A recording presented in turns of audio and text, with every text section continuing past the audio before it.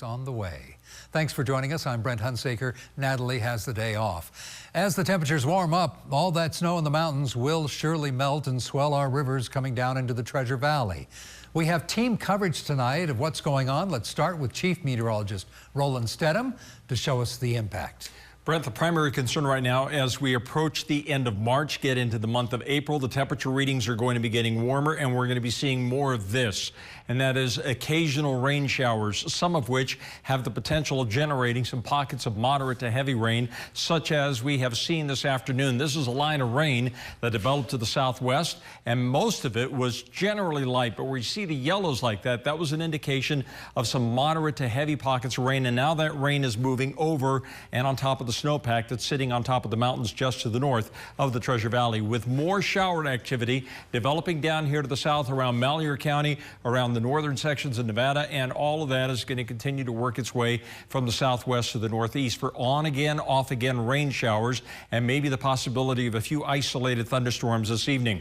Flood advisories remain in effect for all of the mountainous areas to the north and to the east of the Treasure Valley for high-running, fast-moving streams and creeks. We could see some localized flooding at just about any moment here.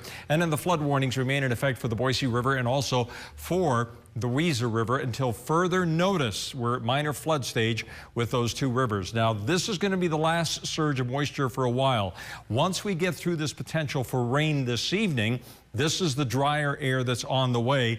It sticks around for a couple of days. Lows tonight dropping down to 43 degrees. We may see a mixture of sunshine and clouds in the morning, but I'm anticipating increasing amounts of sunshine by tomorrow afternoon with high temperatures in the low 60s. More rain on the way this weekend.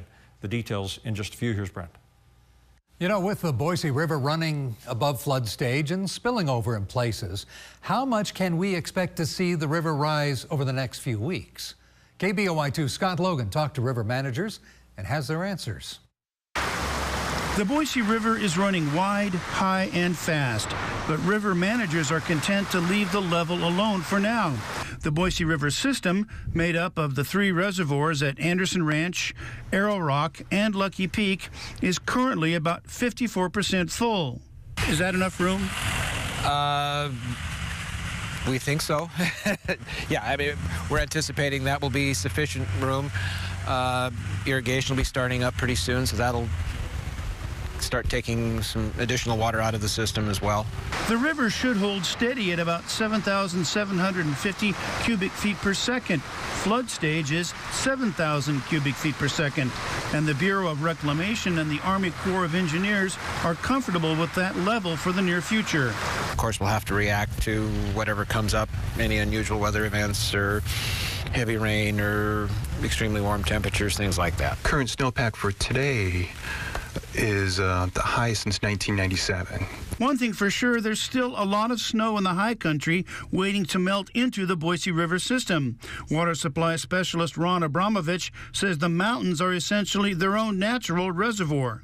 So we're forecasting not quite twice normal volumes to melt and come through the Boise River system this year. That's what everybody's getting in shape for, to balance the reservoirs and the stream flows.